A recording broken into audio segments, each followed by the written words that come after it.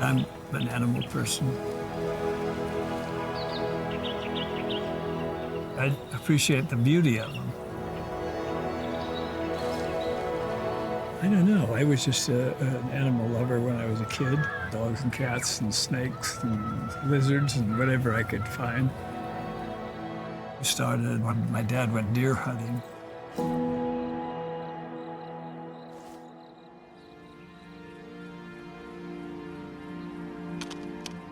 And shot this deer. And he said, you know, when I shot the deer, he says, the deer wasn't quite dead. And it looked up at his head and looked at me. And he said, it was almost like saying, why did you shoot me? He was intelligent in a very natural way. And he said, I just never could do it after that. And then you realize we were put on here for something, and the best thing we could do is manage what we have and the beautiful things we have. And animals fit right into that category. Mustang horses are going to become extinct if we don't save them, and so I just sort of house them.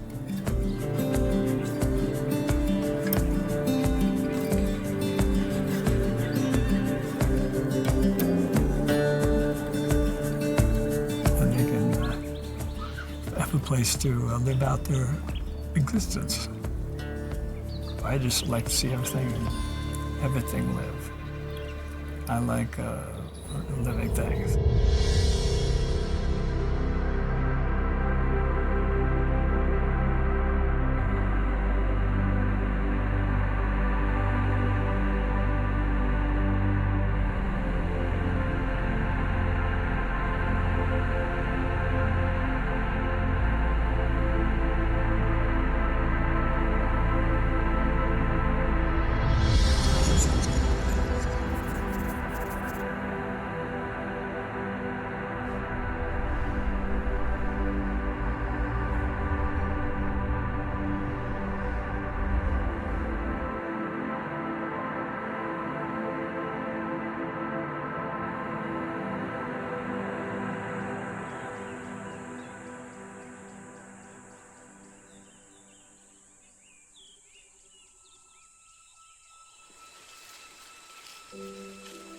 Orangutans mean the people of the forest. They are the best farmers because they eat a lot of fruits and they disperse seeds that will keep planting trees. In 1998, I encountered with orangutan that, came and approached me about 10 meters. And I had eye contact for such a long time, maybe 10 minutes. I feel like she delivered a message that please help. In 1998 is actually the start of the booming of palm oil in Sumatra.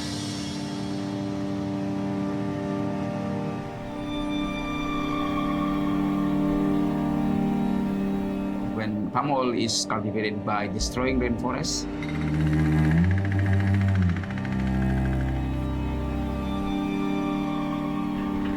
home of many wildlife, including orangutans, that means that this palm oil is actually destructive and unsustainable. They come in and bulldoze everything. The topsoil's gone, the ground water table changes. The orangutans in dire straits right now. In the United States, you look at the back of any product, and about 50% of the products contain palm oil.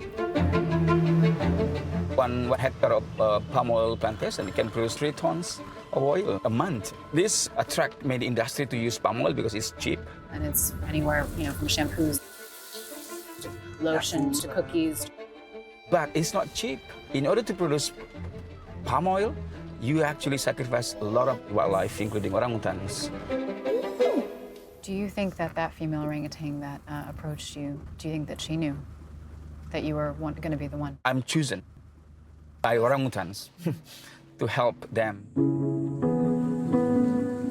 I'm founder and director of Orangutan Information Center, a local NGO based in Sumatra to save orangutans and deer rainforest homes. Palm oil plantation workers call us for help when they see orangutans. So it is very important to respond to the report very quickly.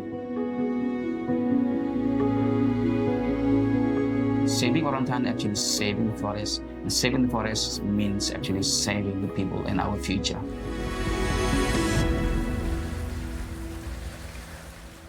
All right, so we just arrived at the Orangutan Information Center, and Welcome to our office. thanks for having us. And Paul, of course, organizing this whole adventure. And so tell me, what are you guys? You're about to go out on a orangutan rescue. It used to be an orangutan habitat, but then converted to become palm oil plantations.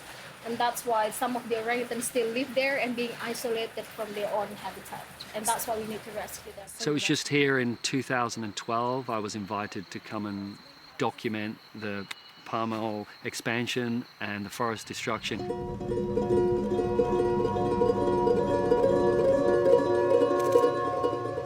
And also the wildlife trade and what was going on. Yeah, I remember just photographing the orangutan rescue. And he just made eye contact with me, and that was it. I just, the world needed to know about this issue, and that was it. I've been coming back ever since. So you're rescuing the orangutan, and then now where are you going to translocate them? If they're in a good condition, we're going to release them at the same day. But if they're in the, in the condition that need medical services, so we work together with SO Quarantine Center, and we're going to send them to be rehabilitated before they're going to be released one day when they're ready. Wow, all right. Well, I know you guys have to get going. Thank you for your amazing work. Thank you so much.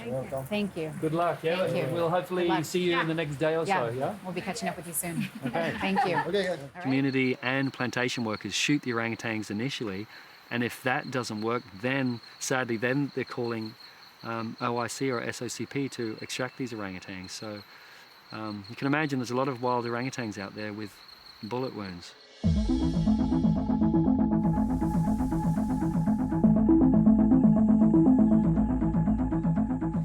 It's incredibly sad that this even has to take place. Rescuing an orangutan from where it should be its home to translocate it to a place like the lesser ecosystem where it's going to be protected. They're trapped here, and they use these, plantation trees as the fallback food, rubber. Sometimes when they have to, orangutan just try to adapt to survive.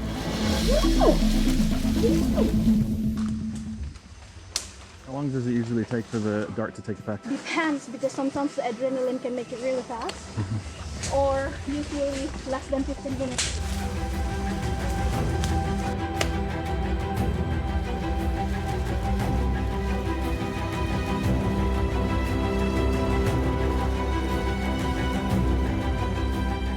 You can see that the dart is starting to be reacted because the movement right now is slowing down.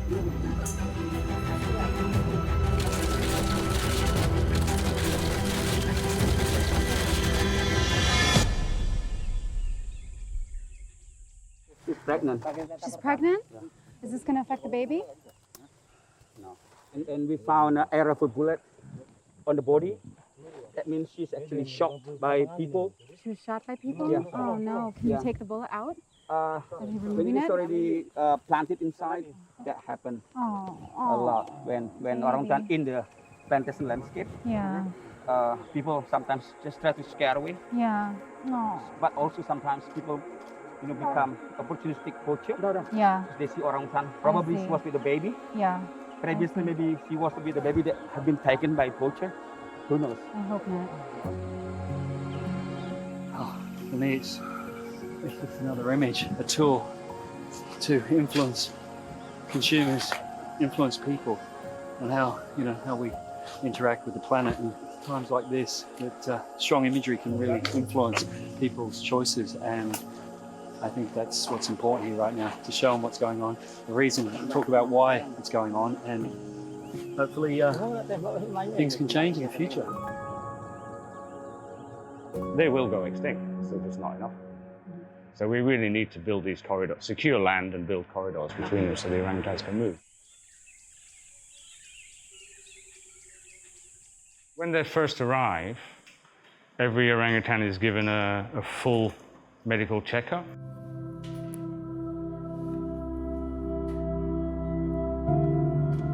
So they get the chest x-rays to check for TBC.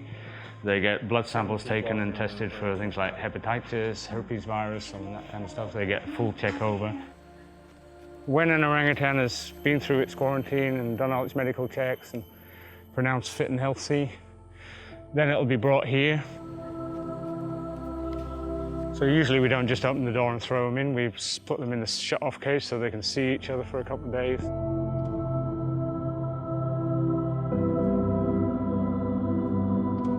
And then gradually introduced to a group, solve that problem. On the left here is Hofmann. He was in a cage that was barely bigger than his shoulder width, you know? I think I have a picture somewhere. He came out of it a couple of years ago. He could barely stand, he barely had the use of his legs. We actually trained him so that we could move him around to get his food, so we got him climbing. Can these people be prosecuted for keeping a wild orangutan? That particular case, in theory, yes, but there's never been a case. By a long way, you find a lot more illegal pet orangutans being kept in areas where the palm oil concessions are actively clearing forest. I see. Okay. So there is a strong connection there. In front of you now, Losa.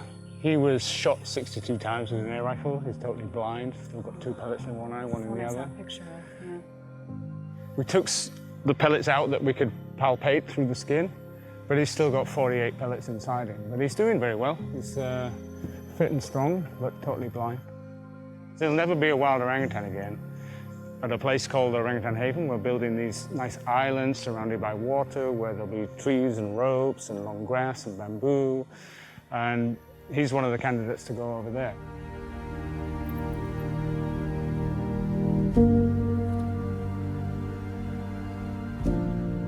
Even after many, many years, I still get a massive thrill just seeing some of the orangutans we've released in the forest behaving like wild orangutans and looking down at me, and they couldn't care less if I'm there or not. Yeah. That's the goal.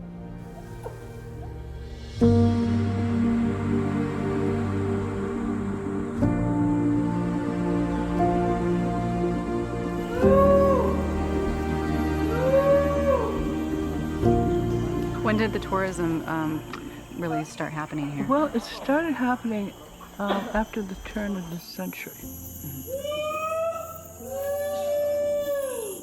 I always say, if you want to help the great apes, the first thing that you can do is go to the habitat countries. Vote with your dollars, vote with your feet. And because if you go there, you tell the people, the local people, the national governments of those countries, that you consider the great apes important. Come to see the orangutans. And that's my message. An orangutan used to be able to go from here, 100 miles into the mountains, into the foothills, and then, 10 years later come back, because the males do roam. Now, he can't get back. He can't. And the reason he can't get back because he has to go through 100 miles of palm oil.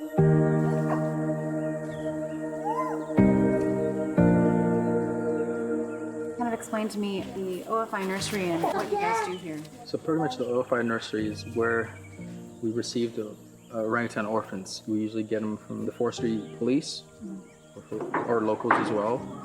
And most of these orangutans are orphans because they have killed their mothers. And they've left the babies either be kept as pets or to be sold as pets. Yeah, we care for them, and then hopefully one day they'll be back in the wild.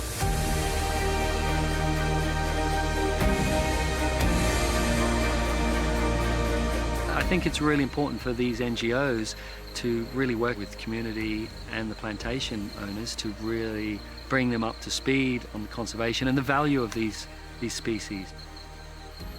It's a huge asset for Indonesia and the planet. Let's hope they realize that before it's all gone.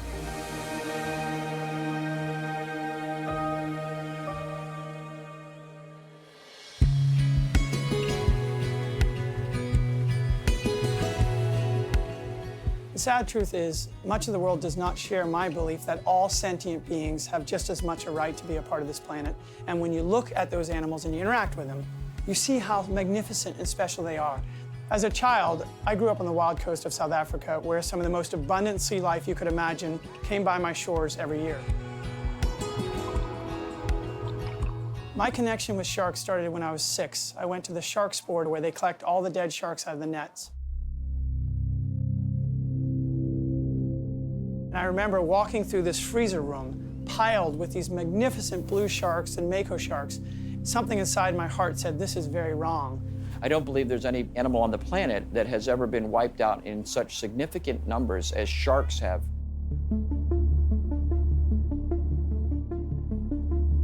Less than 10% of sharks are left. If we don't save them while we have big numbers, I don't believe that they'll be on this planet much longer.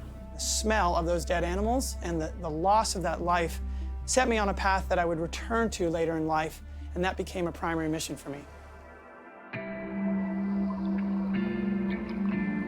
I am a cinematographer, photographer, but more than anything, I'm a conservationist. If we don't take a stand and draw the line on these animals, nothing in the ocean is sacred.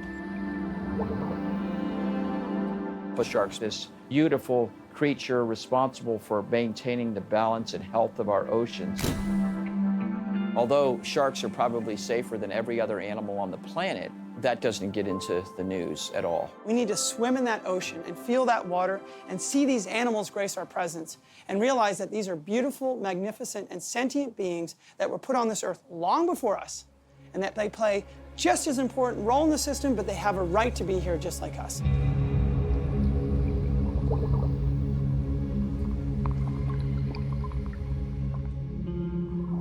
I believe the best thing that I can do for conservation is to connect people in a very profound way with sharks so that they can see their true nature as a majestic, sentient creature that you can easily fall in love with and therefore be compelled to spend the rest of your life fighting for the conservation of the species. Ecotourism is the fastest growing segment of the travel industry. And what once was a world where you went out and hunted animals for sport, we're now seeing a transition away for people to go out and they hunt with cameras and their eyes, and they leave the animals to grow and thrive.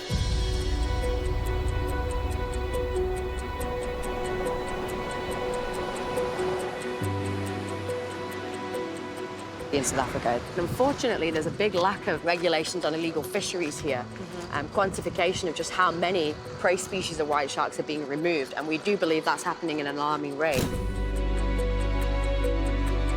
You know, you've got a resource swimming along the coastline that a very poor family can feed, you know, themselves for over a month, let's say, off. And so, for example, in a restaurant in Cape Town, it would be very unlikely to see shark fin soup on a menu. Ethically, it's just disgusting. Alison, take us through what we're about to experience here. Well, you're probably in one of the most remarkable locations in the world for marine life, as you're aware. And what's really special about this part that we're walking down to now in terms of a harbour is it's one of the most accessible locations on the planet for seeing great white sharks. The ecotourism, it's keeping this animal alive, and that's why we feel so strongly about it. For your safety, please take your seats and remain seated until we're on anchor. Remember to keep one hand on the boat, the other hand for yourself. If you need any assistance near the ride out, please draw attention to any crew. What we do on every single trip is have a qualified biologist on board to identify every single shark that comes around. Which today is me. You. And what an amazing opportunity. So, each great white we see, we log down characteristics on it.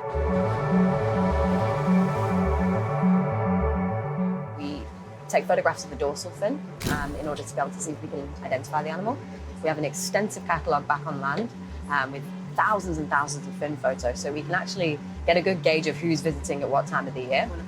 And I think a lot of people don't realise how highly transient and migratory great whites are. There's a very high concentration of great whites here because there's a lot of food source for them here in this area, and they're losing that food source anywhere else. So researchers think that that's why they're coming to these areas. And I think it's important for us to be their ambassadors, spread the word of what's happening to them, because not everybody has the opportunity to come learn firsthand.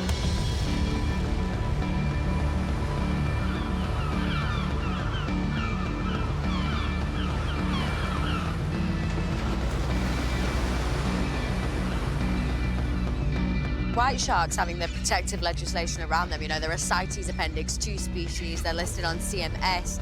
So throughout their distribution, they are You know, they're pretty much protected, but the problem is we get a lot of lack of enforcement. The cage diving ecotourism was initiated in order to, you know, non-consumptively utilize the animal, and it obviously provided its cause. It showed that it's a very viable outlet for tourism, for education, and for monitoring.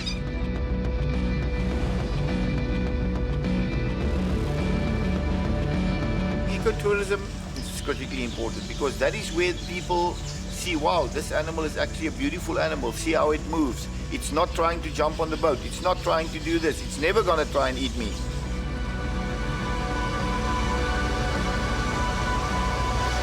A live animal is worth a lot more than a dead animal. Why not just enjoy looking at it and enjoy future generations to look at it? And we can all enjoy what's on the planet and leave something for somebody else coming along the way. When you're taking the life of an animal, you are directly affecting the world around you in a negative way. And the perpetuation of that negative effect is a ripple effect that you might not know how large and vast that ripple effect really is. We need to understand that our future and the future of the natural world are inextricably tied, and that everything we are doing to hurt the oceans, hurting the nature, hurting the forest is going to hurt us. So that fundamentally comes from a connection, that all species play a critical role in the thriving marine and terrestrial ecosystem.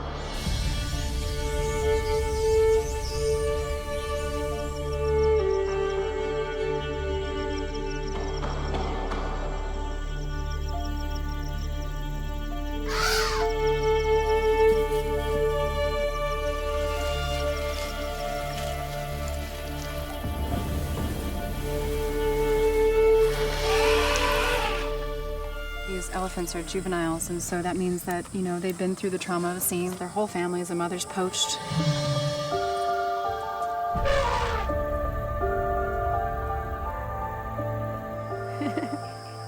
Oh my gosh. Hi.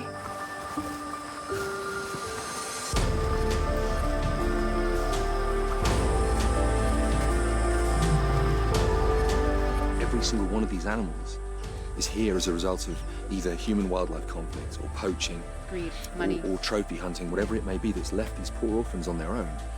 And it's wonderful and it's essential that this is happening, but what's just as important is that we prevent it from happening in the first place. Yeah. I'm Dan Richardson, I'm an actor and I'm an animal conservationist.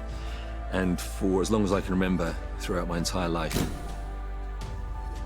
love for animals, compassion towards animals has been an inherent part of who I am and what matters to me. Hi. What drives you? What is your, why this? Our aim is to take them where they belong, after giving them the second chance to survive. Wonderful. If I was not there, all this could not have been here. You're right. Because no one to support them.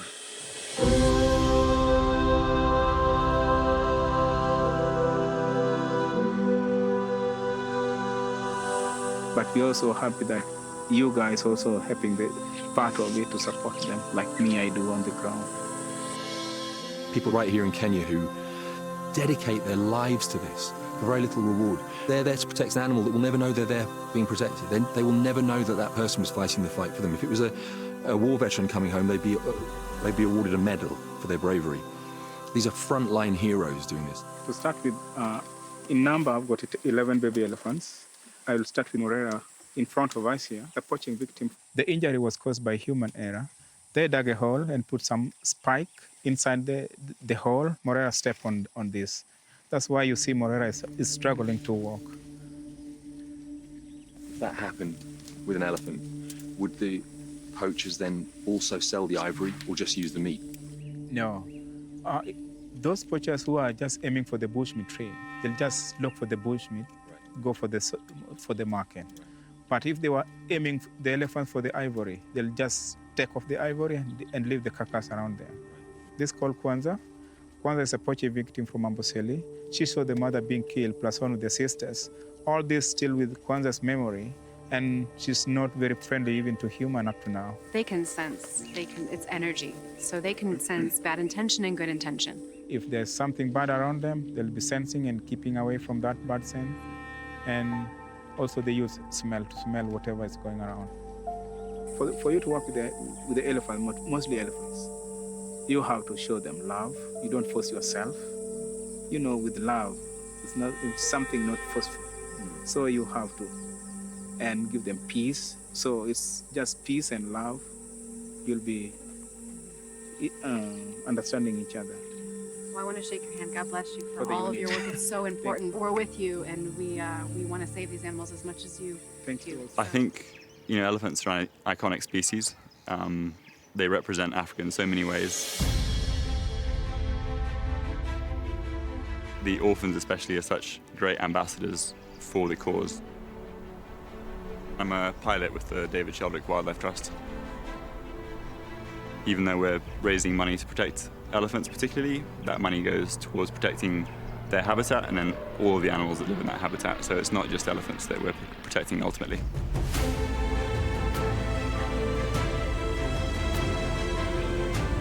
Signs of poaching could be shooting platforms. The poacher would build a platform on the top of the tree and then wait for animals to walk past, particularly elephants, and shoot them from above with poisoned arrows. It doesn't kill the elephant immediately. It could take several hours or even days to kill the elephant. So that poacher now has to track that elephant through the bush until they find it. There's a chance of getting lucky and finding poachers. We can catch them before they've killed elephants, which we're able to deploy canine units and rangers rapidly. Sort of a need was identified to create a safe habitat for those elephants to be re-released into the wild. We started setting up desnaring teams, which were protecting the area so that there was a safe habitat for the elephants to go back to. Here is the main park. This is the best place to reintegrate them because we don't have tour roads here. Yeah. So they'll not be corrupted. Right. So here is where they will be completely wild. They have their nice time to roam where they want to browse. And eventually here, especially here in the water hole, is where they have a lot of interaction with the wild ones. This is Nelion coming in. Yeah. He's been a victim of poaching. We have Aruba, who's also a victim of poaching. They came in here when they completely given up. They had seen no life in front of them, but now they are settled. The keepers have given them that love. They feel that they are at home.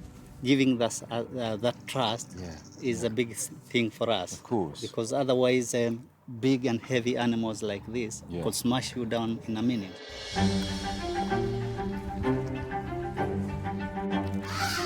Because they play around, you see them happy again. Mm-hmm. The life that they had lost has been given back, and they're happy to be with us. We raise them for 10 years until when they are really ready and confident to go out in the wild. You see, an animal that has gone wild, an ex-orphan that has gone wild, and he gets a problem or he gets happiness in giving birth, he remembers you.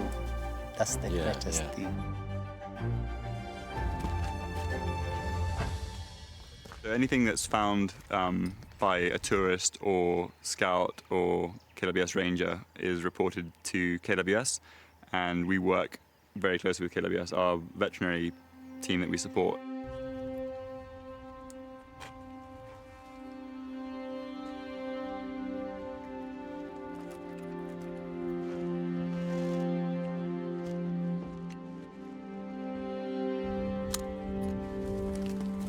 I've been able to save many animals which are on the brink of death. A lot of animals shot using guns, arrows, and so forth. The biggest challenge in terms of conservation is a poaching menace.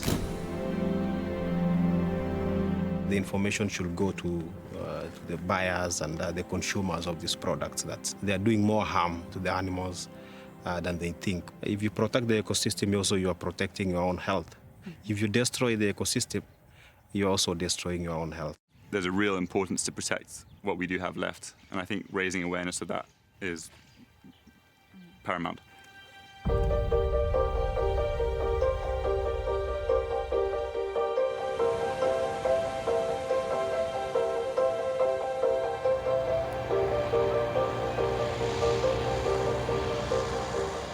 are headed to the Care for Wild Rhino Orphanage, the largest rhino orphanage in the world. And Petronel's the founder, the owner.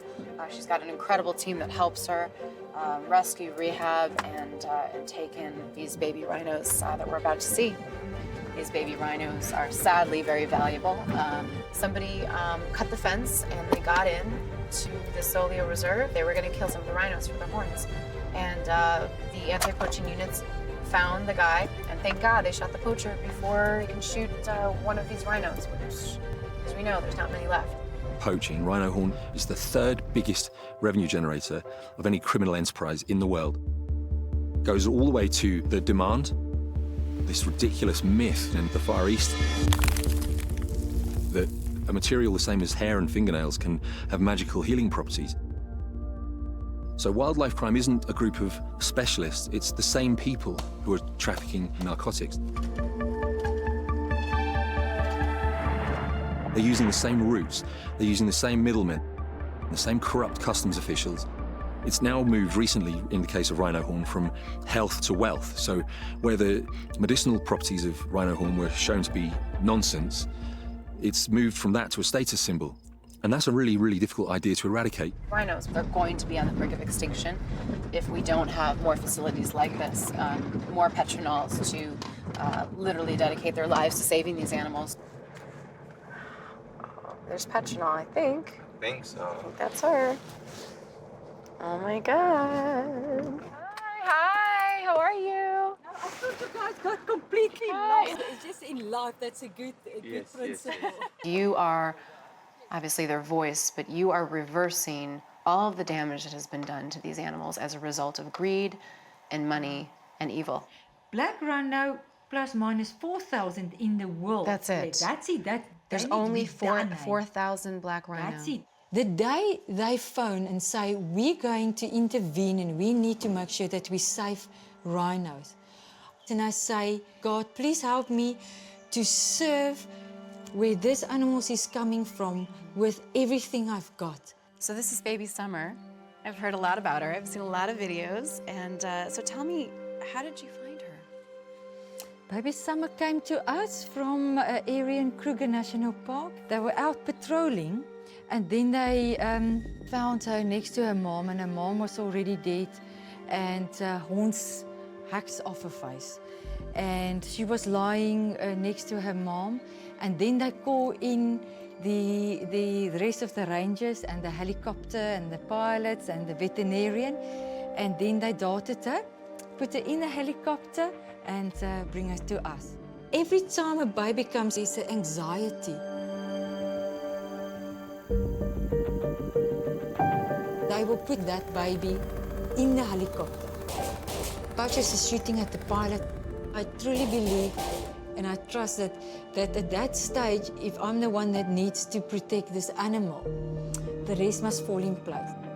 In the beginning, they don't realize mom is gone. They cry and they call.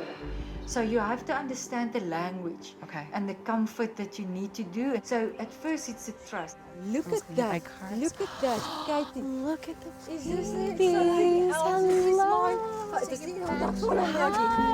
Look at the mouth. So these are the. This is you holding. Oh, I'm holding this one. Okay. Oh my gosh. These are the black rhinos. Yeah, this is black rhino. I love to create the emotional bond between an animal and a person that looks after the animal, because you cannot look after something if you don't love it.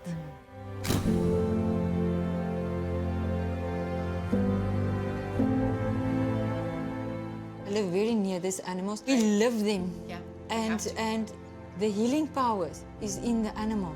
These are the ones that are going to be released. Okay. How many? They're the next group that needs to be released. These are white rhinos? Also white rhinos. They just came in from the veld. We call it a boma, but it's actually a holding facility. I see. It's a temporary or permanent holding facility. So if you look at your poles, you can clearly see there's some areas where you can go see through and so on, and it's planted in. It makes your animals safe, but it's also an area for you to be safe as a person that's working with them. This is very serious. This isn't just like you said, you know, running a farm with some rhinos. This is saving the last of a species that the rest of the world may not see.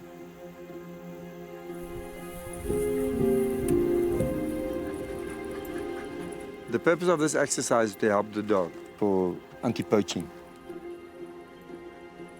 I'm a retired police officer, especially the K9 unit. My passion now at this stage is definitely the rhinos, because you hear them at night, especially these youngsters. They miss the family because they're orphans now.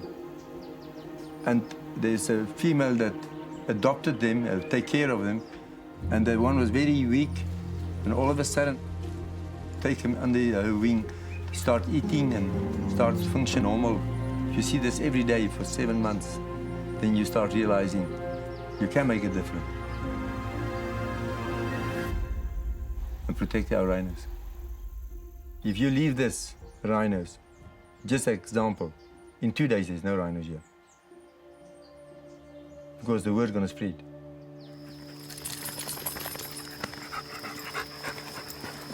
That's why we do the inside and the outside perimeter to see if there's any movement or there's people that can sitting and watching us. So they cut the horn, the next morning it's gone.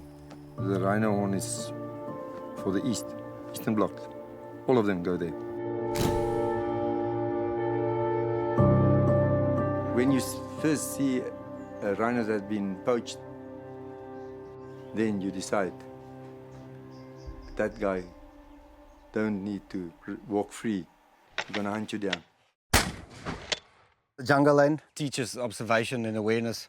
Is this target worthy of killing or not? Is it friendly or whatever? So the whole thing is designed to build that process, to ingrain it in a ranger or anti-poaching operator.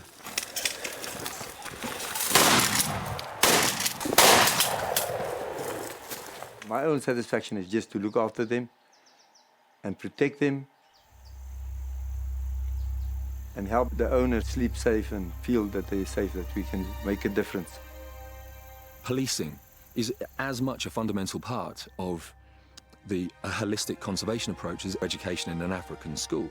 And as long as we all fight together and we are shining a light on these issues and changing them, we can win. And that's absolutely crucial that we do so.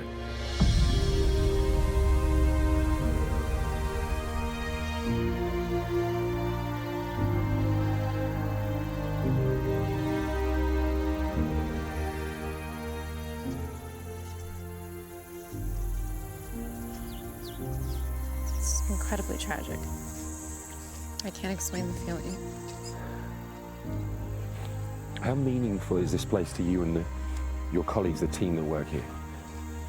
On the one hand, it's a testament to all the work we do. Sure, these are animals that have been poached. You know, our populations are growing, and it's a great place for us to come and just remember, you know, that this is what is taken, because sometimes you forget, and it's particularly sad now because of Sudan. You know, he's the last male northern white rhino on the planet, and there he is. What he did more powerfully than anything else I've ever seen was underline the damage we've done. He emphasized the damage we've done as a species to his species and others. It's the sixth extinction, the Holocene extinction, means extinction based on human impact, and it's happening now. Some people don't believe it's happening, but we can clearly see it happening with Sudan and all the negative human impact based on greed, money, the legal Myth. black market trade of this species for something that has no real medicinal purpose. Animal conservation is my purpose in life, and without it, animals like these, and incredibly we're talking about the last two of a species in this case, that I want to stand up and fight for. It's almost impossible to comprehend, isn't it? We're literally looking at the two last existing individuals of an entire species. It's shocking. Because of human destruction, look at the results now. Only the two remaining on the planet. Do you think that in vitro fertilization will work with possibly the southern female white rhino right here, the surrogate? Yeah, we still had hope because in vitro fertilization has never been done before. So we are waiting to see how it's going to be done, and we hope that it might help. If it really helps, we can still have a chance to have many rhinos as we can. In getting the eggs out, fertilizing the eggs, creating embryos is one part of the problem that has to be solved. The next part is going to be reimplanting those northern white rhino embryos back into surrogate southern white rhino females, because the two living northern whites can't carry a calf, can't get pregnant. I think for the most part, people need to fight battles close to home. So whether it's legislation or pressuring politicians in their local area to protect, maintain the integrity of protected areas.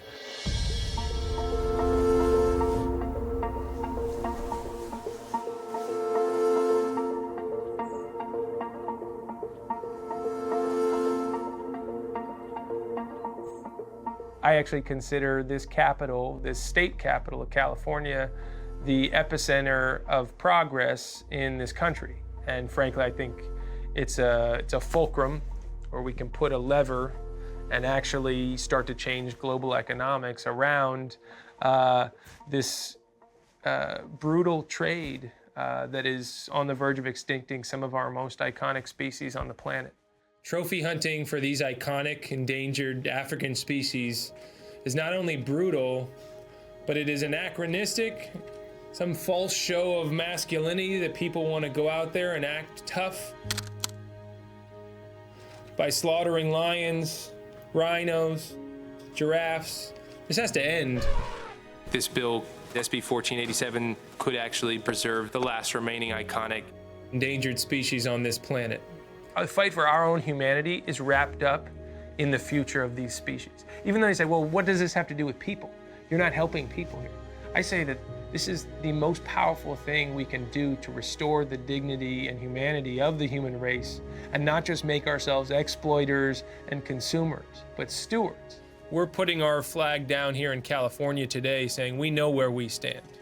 We stand with the species of this planet, and that the ultimate test of a civilization's morality is how they treat those who can't protect themselves. Do you like to fight?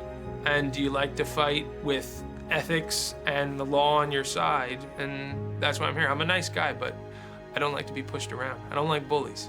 We have firsthand experience witnessing the two last female northern white rhinos left on the planet.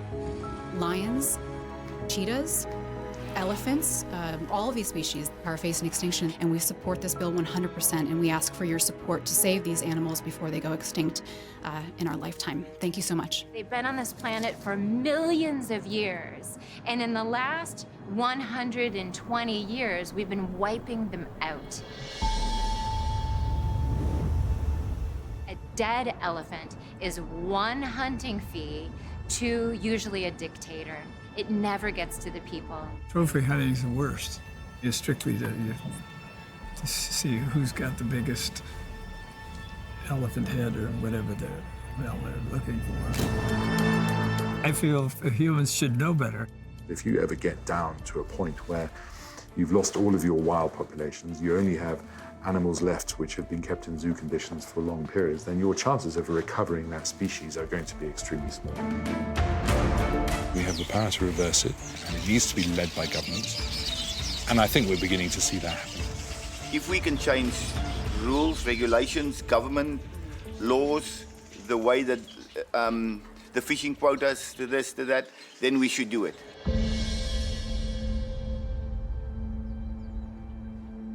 SB 1487 could actually be what turns the tide in the fight to preserve the last remaining iconic endangered African species. SB 1487 does that by prohibiting the possession of body parts of 11 iconic African endangered species.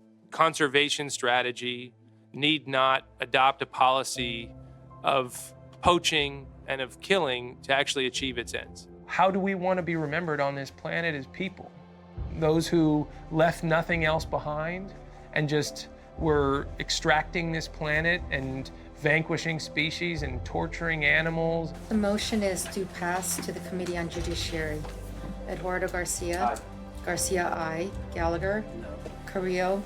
Carrillo, aye. Or that actually healed this planet, and I think right now is that moment. The bill is out, 8-4.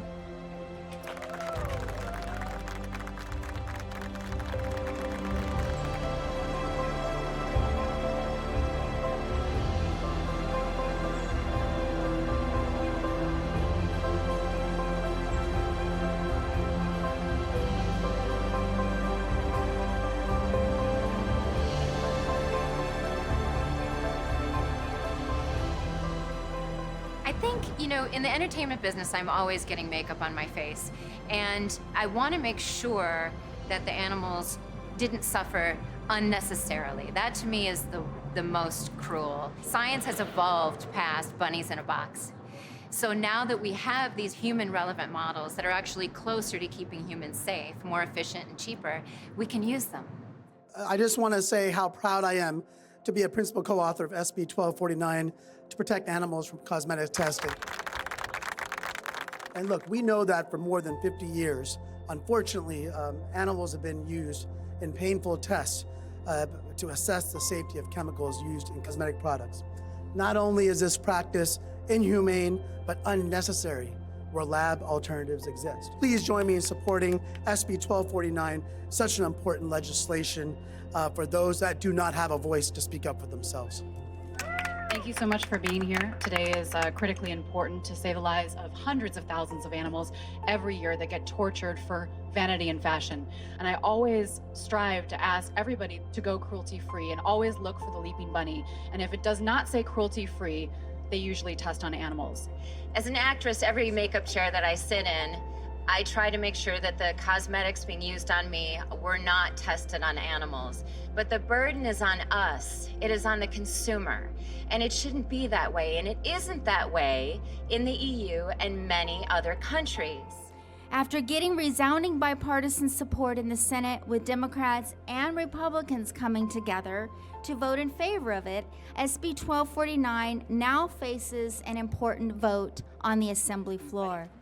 You know, what are we doing? It's completely archaic. It's fiscally irresponsible, and we have the numbers on that as well. So it would be great if California, as progressive as it is, would be the first to do this. In very privileged countries like the United States, we tend to be very centered on self. All of the things that involve cruelty and chemicals and everything else they're putting in your cosmetics is bad for you. So if you're centered on self, you want to make better decisions for your body, your health, the environment, the planet that you're leaving for your children, these are the decisions. They still allow testing to occur in China, so SB 1249 would get rid of that exemption, so even if you were to test it in China, you wouldn't be able to sell it in California, which is a huge step forward.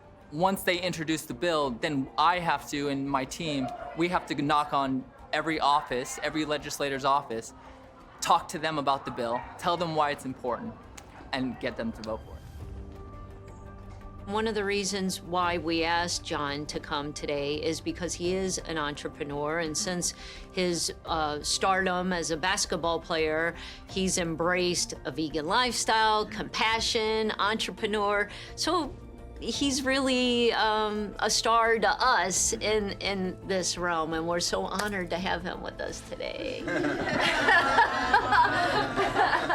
So let me ask you, have you heard anything about SB 1249 yet, the California Cruelty-Free Cosmetics Act? Because the existing testing is still killing and torturing over 400,000 animals a year. We've done a lot of things in the past because we didn't know better, but now we do. When they asked, I said, don't you want to go up on a hill, man, and shake some fences and get some people to pay attention? I just think it's a cool thing. And if I could go and see things in sports that's not going to change anybody's life, right? And guys will sit around and they argue on ESPN all day about it. This changes not just our lives. It means we save like 54 million land animals a year, everybody. And another thing, you make sure get that vote. Did you? Oh, you didn't hear him? We're rolling on that, right? With advocates like this, I'm very pleased to sign on as a co-sponsor of this legislation and looking forward to working with the group. So, thank you. I understand you're a vegan, right? Yeah. My brother does is like he had for a while was doing like MMA fighting. Like, he was big and all that, and he's a vegan too. He was the one who told me that. When I first came in the league, my first year, I was eating a cheeseburger and fries and a shake before playing against the Milwaukee Bucks. And I'm still knocked out. And I was the slowest I ever was. And he said, how's that cheeseburger treating you? And then from that point on, from 1986, I started paying attention to what food does. Oprah put out a thing with Deepak Chopra in 1993. It was, you should not eat with people you don't like. because your body, your psyche, does certain things to the food. So if you eat something that's dead, something that has been murdered, something that has been afraid to be murdered, and you get that in your spirit, you now have that. You ever see the biggest guys are always jumpy? That's that cow. Are you an I vote? I'm totally against animal testing too. So, and I have been throughout my career. There we go. My friend started a thing called Mixed Chicks for hair. She's half white, half black, and her hair was mixed, so she had it for hair. And she literally made it cruelty-free before she put it out. And if she can do that in the thought process, and they asked me to come be involved, I said, yeah, no problem. I'm an animal lover. So I am I can commit to that I'm an animal lover. So I'm all about being humane and humanity and making sure that we do things right. And so I find that interesting. It would be a great way to be able to go back and find some data and some pathway so that we can help guide the committee in making the right decision. Can I have a picture so just in case you do it wrong, I can say this? I have a picture.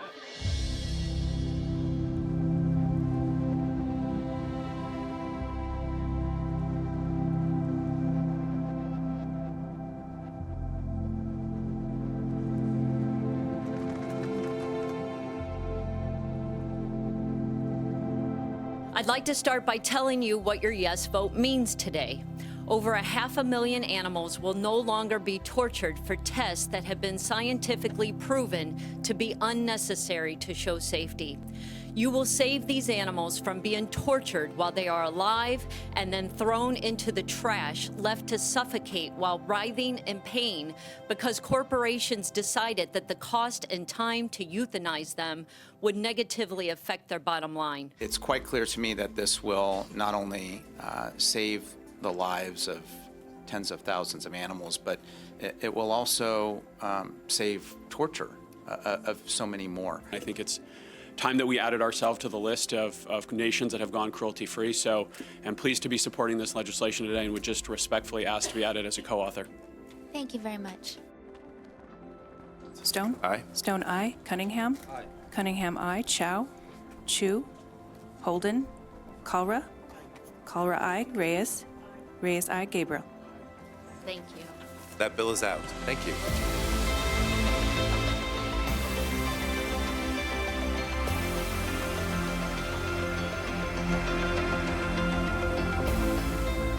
Yeah, the good thing about doing good things is that it becomes infectious.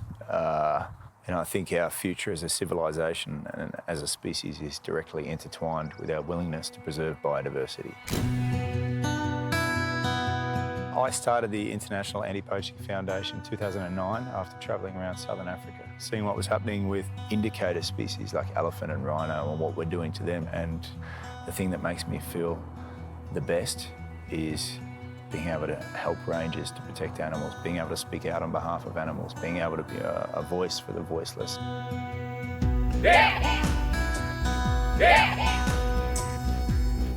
One of the programs that we run in Zimbabwe is called Akashingo, which translates into the brave ones, and it's an all-female anti-poaching or conservation model. It's the only nature reserve in the world to be completely managed and protected by women. We saw other industries progressing and thought, well, if conservation can't have that opportunity, maybe we can't progress either. Clear. No matter who you are and what you do, you are my relative or I don't care. When you tamper with my animals, I do my job. My message goes straight to women. Let's not sit and look down upon ourselves. Let's stand on our heels and raise the flag and let our voices be heard that we as women, we can do it. We're involved with protecting the environment, protecting animals. That's what we do. Okay, the meat industry is the greatest negative impact against both of those things. Being a vegan, it really helps a lot because I know the importance of the things which I'm protecting. One less step to being able to fight. There's two types of conservationists. There's vegans and there's those that don't like to take their work home. And I'm happy to say that. That's cost of a lot of funding, but the truth isn't for sale and it never will be.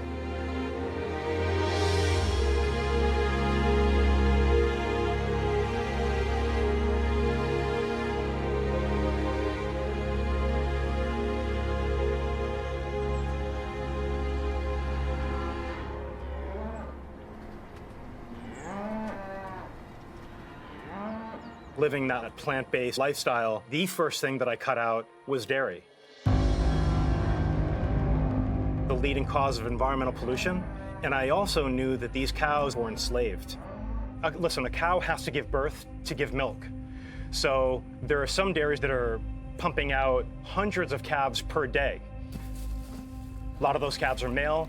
And where do those calves go now? Because there isn't a monster veal industry anymore, those calves are going for dog food. My name is Kudo. I'm the founder and lead investigator of ARM Animal Recovery Mission. We're based in Miami Beach, Florida. What we're doing in the field, rescuing animals, delivering undercover footage, exposing really the truth of the worst cases of animal cruelty.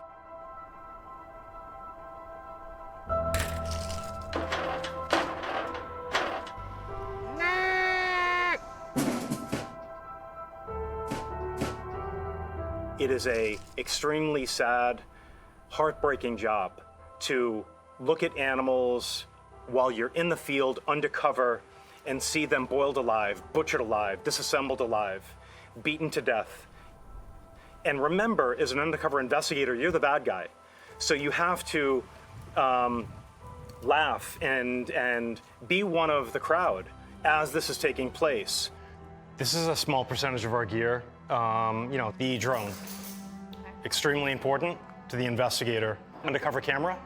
Without the undercover camera, we would get absolutely nothing done and absolutely no footage whatsoever. People that are working in slaughterhouses and factory farm, they have violent pasts. They have been convicted of serious crimes in the past. But also, we're undercover right now in farms that hard narcotics are being used and dealt. It's important for people to understand the true reality of what takes place in factory farms, where you think you're getting your meat from a good, wholesome place, and it's actually coming from a place that's dirty, inhumane, and just uncared for.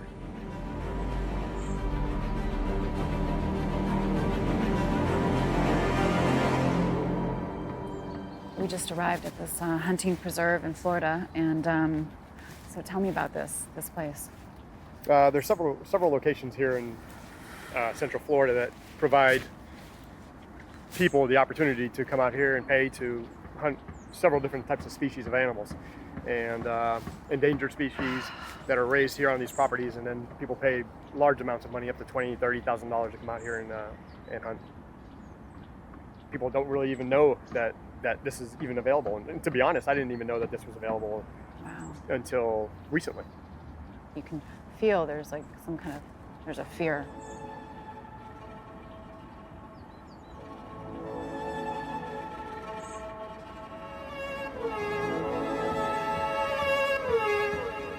Anybody who says that they care for their animals and that their animals are happy, they're not happy.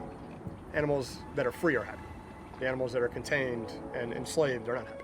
These people, I think that they feel like they're not doing anything wrong, and they feel like, this is a way for them to profit and make money off of killing animals. Something wrong with people that can feel okay with killing an animal and then putting a trophy on their wall or a rug on the floor.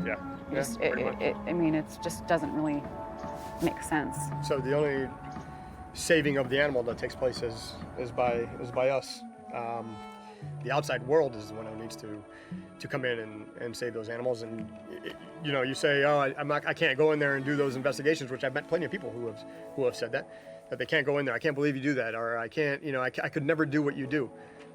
But the reality is that those individuals, they can help, and they can help in a drastic way just by not consuming that product. Who's this?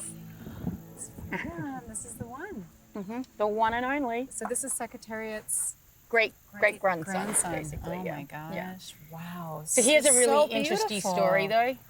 Here's the whole reason why ARM started. Basically, as a 3-year-old, he was in one of his few races. He hadn't started much, and as you can see on his leg, he's got fire pin marks. So he got clipped by another horse, which pretty much shattered his leg, almost broke it all. And then they decided he had no use, so they took him to a slaughter farm, And that's where he was going to become a part of the black market horse meat trade. Unbelievable. And that's when Kudo first found out about the black market horse meat trade. And as a redemption to freedoms, was like, I'm going to expose it and bust it and then get back to my life. Well, he soon found out that illegal animal slaughter farms is like the underground belly where all of the illegal and horrible animal cruelty operations just, network out of. So everything from animal fighting and, Started with rescuing a horse from an illegal slaughterhouse in Miami, Florida. But that is really what made me break out of my bubble. It's what made me give up my profitable life monetarily to switch and make the leap. And I can tell you from a person who was so profit-driven that I'm much more happy and accomplished in my life now than I was then. And that's little Kudo. That's one of the first pigs at the back. Kudo actually rescued him off in the middle of the night off a slaughter farm in Miami. And he actually had an axe hole in his top of his head. He still has it. He has a scar. No. So Kudo took him in. He's very cool, very quiet and calm. When you meet farm animals in the sanctuary setting, you start to see how they are all very different. Like each pig is so different, and their likes and dislikes and the way they behave and interact with people. And so I think, it's just a misconception that is put out there for a reason, because we couldn't possibly eat them if we knew them. Woo! Come on, cows! Calvin! Come on! Come here! And Calvin with the white stripe is, his mother died giving birth to him, so he's been here with us. Brownie, the big one with the horns, he's one of the few owner relinquishments that we took. And then we'll see who else comes over. But do they like probably cats? will. Here in the States, we don't eat dogs, we don't eat cats, and we've put up this wall in between them and all of the other animals. If you come out to a sanctuary and you meet these guys and you look them in the eyes, you'll see that they're not different than your dog, they're not different than your cat.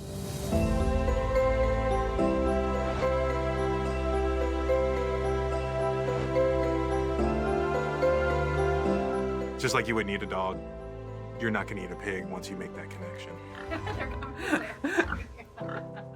A lot of different farm animals have the awareness, the intelligence, the emotional intelligence of a 3-year-old child. It's a critical thing to understand, this dichotomy of ingesting the very thing that we would care for in any other situation. My name is David Verberg. I'm a 2016 Olympic gold medalist, plant-based athlete, and animal advocate. Basically, the whole reason why I became vegan was because I grew up on a farm with probably 25 different types of animals, from chickens to goats, sheep, peacocks. Somebody came up to me and we were talking, and I had bottle fed the calf, and they're like, well, so you must be vegan. And I was like, no. Well, like, why not? And I didn't have a good answer at the time. Like, I really couldn't tell them why I wasn't vegan. And then that's when I slowly started my transition to a full plant-based lifestyle. It went with steak first, and chicken, and then fish, and then kind of just slowly started cutting out dairy from my diet. And people look at me like, he's running a little bit better, he's smiling, he's happy, he has energy, like what is he doing? And then that's when I'm like, oh, well, I switched to a plant-based diet. And that's when the questions start like, okay, well, how? What did you do? And that's when it's like, oh, well, let me show you. And that's when we kind of like take them by the hand and we kind of help in that direction. When you want people to make changes, significant changes in their diet, that's a huge thing for them, you know what I mean? And it's terrifying. We do monthly vegan potlucks. Yeah.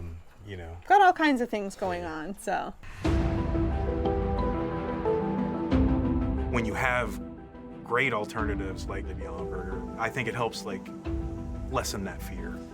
I am a junk food vegan. I eat vegan macaroni and cheese and vegan cheeseburgers and vegan burritos and vegan pizza and all of those things that other people eat. I'm just eating vegan versions of it. And so I don't care if you're doing it for your health or the environment or the animals. At the end of the day, the animals benefit from us making that decision. I've got a 200-mile-an-hour billboard promoting the vegan diet. When you've got 7.6 billion people on the planet making day-to-day decisions, we need to be making conscious ones, or we're gonna not only destroy the planet and our environment, we're going to take out humanity, but we're going to take out so many amazing species with us. And 3 times a day, we all sit down for a meal. And it doesn't cost extra money to leave meat and dairy products off of your plate. In fact, it will save you money in healthcare because you're going to be healthier. I can go to the store right now and pick up, a variety of different kinds of vegan ice creams and vegan macaroni and cheeses and vegan pizzas. So this excuse that it's a hard thing to do, I don't buy it.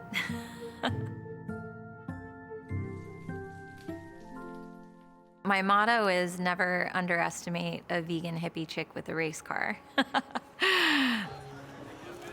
There's not a lot of hippies in racing. There's not a lot of vegans in racing. There's not a lot of girls in racing. So that kind of summarized all of the things that made me the oddball out in the garage in one sentence. Every time the track announcer talks about the vegan food on TV during the NASCAR broadcast, to me is a win, because I know that's echoing on to, millions of ears. And that is what my primary goal was.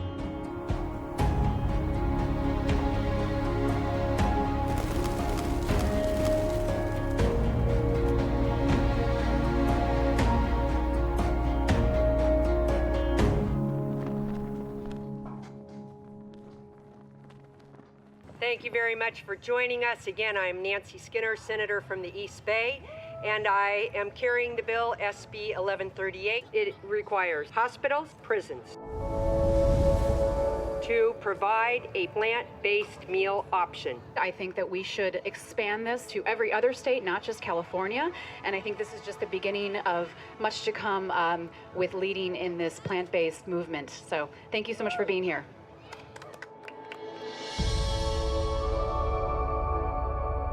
This bill would empower individuals to make healthier choices both in and out of the hospital setting. It would have a far-reaching effect in terms of healthcare costs. It would also pave the way for other states to adopt similar measures and to potentially change the face of healthcare in the United States. Thank you. Going plant-based is our passion, our love for the people or the animals, the beings, the lives we're fighting for. When you consider the impact of a plant-based diet in the oceans, it's almost unimaginable. You would eliminate all of the destructive fisheries, the gill nets, the long lines, the purseines, the bomb fishing, all of those industries right now that are literally wholesale destroying an entire ecosystem for our palates. It would be probably the single most important thing we could do today to save the oceans. We're wasting so much land and water just in livestock production that could be going to crops that people could actually eat themselves. Just from a practical standpoint, eating meat doesn't, on a grand scale like this, does not make sense. Consume less and be conscious of how that food ended up on your plate, and think about that and really try to work with the planet. When I was very young, a physician friend of my dad's came over and we were eating a big pot roast, with all kinds of carrots and things around it. And this physician just said, we shouldn't be eating all this. My name is Janelle Palacio Butler, and these are my 2 children, Zion and Genesis.